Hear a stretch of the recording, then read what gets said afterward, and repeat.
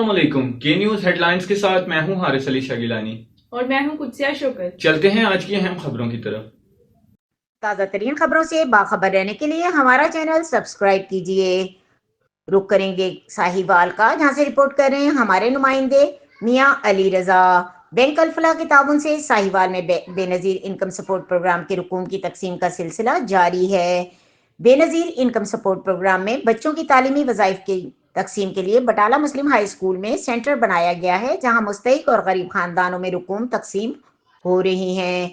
Sahiwal Benazir Income Support Programme अमला bank Alfalah team ने network manager Asad Mahmood Amanat Ali के साथ साहिवाल अल-फलाह बैंक फ्रेंचाइज फारूक जट की टीम अपनी ड्यूटी एहसन तरीके से अदा कर रहे हैं। डिप्टी डायरेक्टर शाजिया अकरम के मुताबिक खवातीन को मेरिट की बुनियाद पर रुकूम तकसीम का अमल जारी है। रोजाना की बुनियाद पर इन सेंटर सैकड़ों खानदान इमदादी रुकूम वसूल कर रहे हैं।